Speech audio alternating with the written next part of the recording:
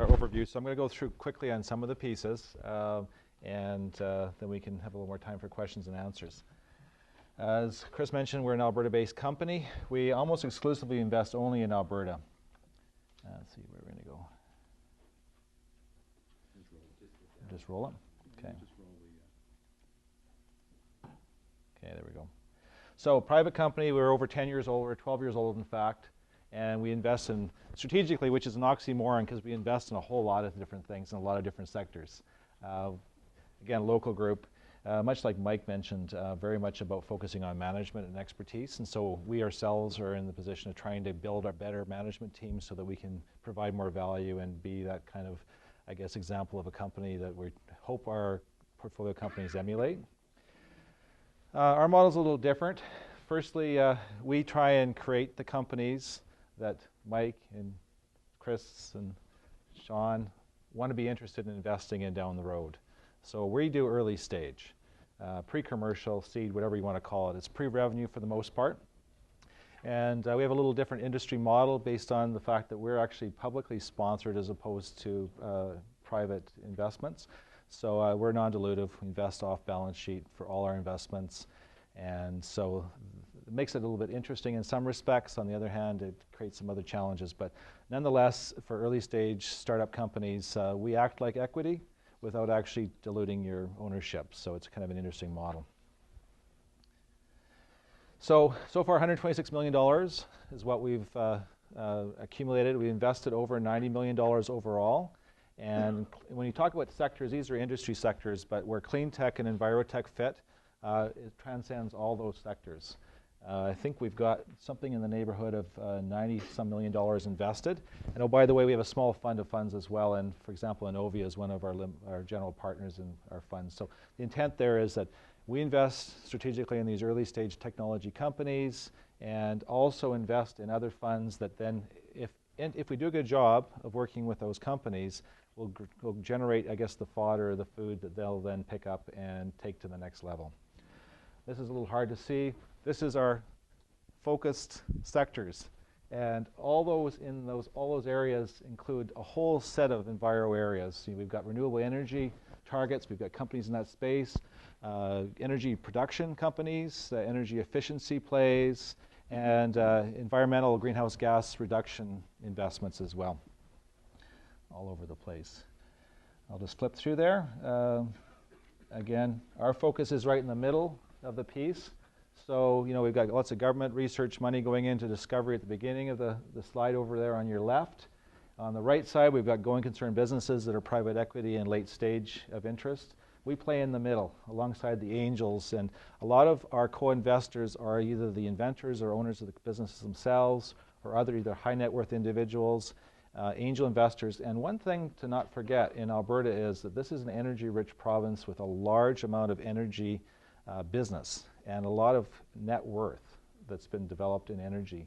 And when you're thinking about strategic focus, we've got a great opportunity to tell a story in these envirotech and energy tech businesses to people that understand energy. Oil and gas executives are great when you talk about something that's going to either profoundly affect their own business or an area that they understand, which is energy and energy production. So I think we've got a great opportunity to tell stories with these energy companies to investors, high net worth individuals that, oh, by the way, are also great managers. And these startup companies, that's absolutely what's important. This is a slide that actually was originally developed by Sustainable Development Technology Canada, which is a large Canadian clean tech fund, federally sponsored, just over $1 billion in total available. And this shows Alberta numbers. They're a little bit dated, but this is the current ones that are available. On the left side, the kind of money that goes into discovery research. The venture capital piece is over here on your right side. There's industry dollars that both go into sponsored research on your left, as well as for their own good on the other right side. Friends and family, we hear a lot about friends and family and angels. These are actually to scale for this period of time. So you can see that lots of green boxes and shapes on the left side, some on the right, and in the middle is this big gap you hear about, which is how do you sponsor and support early stage companies, getting them ready for venture capital, and then also in this part of the country, the fact that venture capital is a very young industry. It's roughly 15 to 20 years behind the US in terms of when it started. Therefore, what we see is an industry that looks like the US did 15 or 20 years ago. So we do a lot of direct investing. We look at metrics. We're early stage, and our life sciences, even our clean tech life sciences companies, it's 10 years at least between the time we invest and the time they actually get to the next stage. So we use metrics. And one of the metrics we use is how many dollars they can attract alongside us, how much investment dollars. Again, these are leading indicators. We do have some sales. Of our companies, the early companies, and typically these tend to represent companies that are 5 to 10 years old in the life sciences or early stage space, over $400 million in sales. We're still waiting for them to all pay us our royalties and repayment, but it's along that line. I'll just flip through these. Again, we're a fund of funds. This, as a contrast to what you'd hear from Chris or Mike or Sean, this is our current portfolio, over 60 companies. And so it's a fairly significant portfolio. And you may or may not recognize any of the logos, but I'll comment. Sean mentioned Coolit. That's an investment we made last year, and Innovia got involved this year. I think that's a clear indication of where we fit in the whole ecosystem.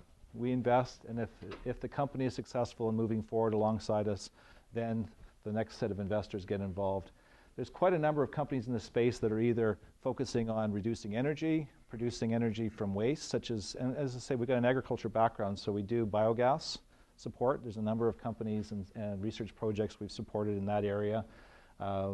Very much involved in looking at greenhouse gas emission reductions and recognizing that that whole industry cannot survive today based on its stage of development if it weren't for government incentives.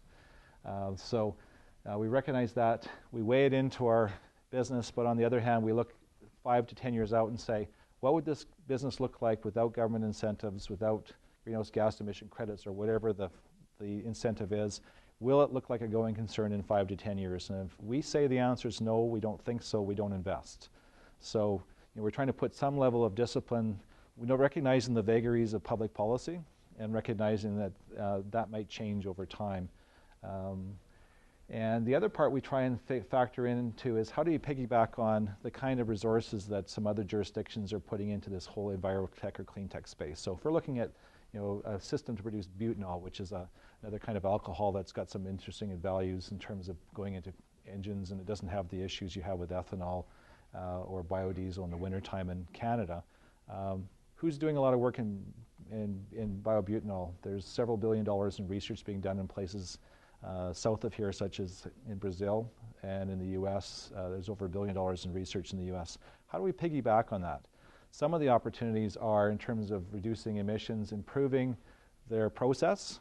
It's what can we do here in this part of the world with the scarce dollars we have that can piggyback on one of these big Goliaths. And so that's sort of the way we look at technology here is we're not going to be able to do a butanol from scratch business here faster and better than elsewhere in the world.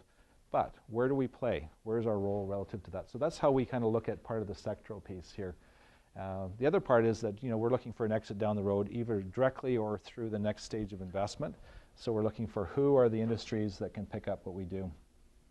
And with that, this is a bit of our philosophy. We're looking to build homegrown businesses, which, if they're successful, will either prosper here or become the next acquisitions down the road for these big companies. With that, thanks, Chris.